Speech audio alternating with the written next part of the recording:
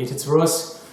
So YouTube subscriber Stacey emailed in the website. She said, Russ, I've had a couple of shoulder surgeries and I find that whenever I do bench press with a bar, I always feel it more in my shoulders than in my pecs. In fact, a lot of the time, she can't even feel it in her pecs at all. She's wondering if we've got any tips that we can give her just to increase the mind muscle connection when she's doing bench press and turn down the shoulder involvement so she doesn't have any recurring injuries. So today I'm going to show you two things. First of all, I'll show you the classic way that I learned to bench press, and then I'm going to show you a modification that I made to my own training about 2.5, 3 years ago that actually answers this question for you. So the classic way I was taught to bench press was, what we want to be aiming for is in the bottom position, getting that nice 90-degree bend in your elbows.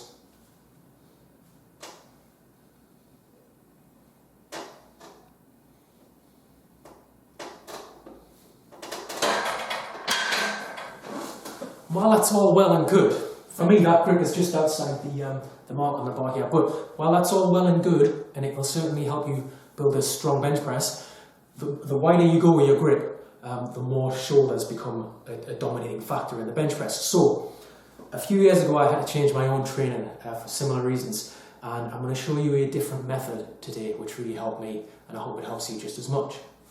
Right, so what we're going to use next is a technique known as the bicromial distance. This is a different grip, it's going to be a bit narrower, and to work out the bicromial distance, all you've got to do is focus on the distance between, see these two bumps here? Here and here on my shoulders, top of your shoulders, okay? Tape measure. You can see distance between mine, it's about 14 inches. So, to work out the bicromial distance, let's get rid of that. We're going to times 14 by 1.5. Any mathematicians? 21. 21 inches. Okay, now all I'm going to do is I'm going to use this measurement on the bar, and it's going to tell me the ideal width to grip for a bench press, which is going to engage your pecs a lot more than your shoulders. Let's get back on the bench. Okay, so now we've got our measuring tape here. We're going to set the bicromial distance. Bear in mind that the bench press we're gripping either side, so what I'm going to do is measure 10.5 inches each side, and that'll give me my 21, okay? So, in the middle of the bar here we go, 10.5 inches. If you want, you can mark the bar, but this is my grip. You see how it's much narrower this time. Let's jump straight in and try it out. There we go, much narrower grip this time. What this is going to do,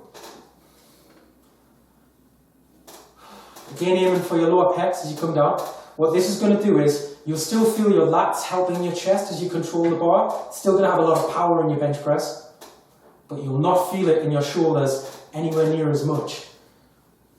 Notice how this time my arms are coming down at a roughly 30-degree angle instead of flaring all the way out to the sides.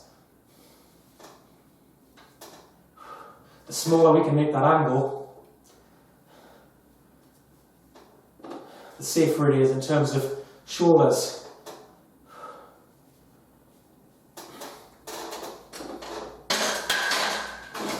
And 30 degrees provides the ideal kind of angle to work against. Another thing which Stacey mentioned is when she then increases the bench to an incline angle. Incline, it's a common factor that your shoulders become an even more dominating factor in the movement. She says I can barely even do incline. So I'm going to show you a way to hit your upper pecs on a flat bench. For that, we need some dumbbells. Here's some I prepared earlier. Now, similar technique, okay? Again, when you see most people doing a flat dumbbell press, they'll come out like we did on the first example. They'll come out to the side. I don't want you to do that because you're going to feel it in your shoulders, even on a flat bench. Instead, what I want you to do is take a 45-degree grip of the dumbbells, okay? And I want you to aim it for your lower pecs. And again, notice that it automatically changes the angle that your arms lower down to roughly 30 degrees.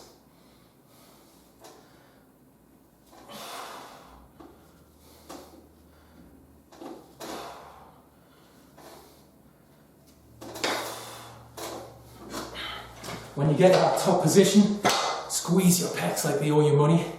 Now, there was an interesting study published a while back that showed that doing this variation of the dumbbell bench press increased the muscle activity in the upper pecs by 30%. It actually increased the upper pecs activity more than an incline bench press. Not that I'm saying you should stop doing incline, unless you've got a medical reason to, but this is certainly a different variation you can throw into your program, and in Stacey's particular case, something that can allow you to get the benefits of hitting your upper pecs without increasing the angle on the bar and avoiding the risk of injury to your shoulders. So there you go, bicromial distance for the barbell flat press and 45-degree grip for a flat dumbbell press. Both of those great ways to just modify your bench press, which allow you to focus more on hitting your pecs and not so much on the surrounding muscles in your shoulders. Hope you've enjoyed it. Give it a like and a share and whatnot. Thanks for watching. See you guys next time.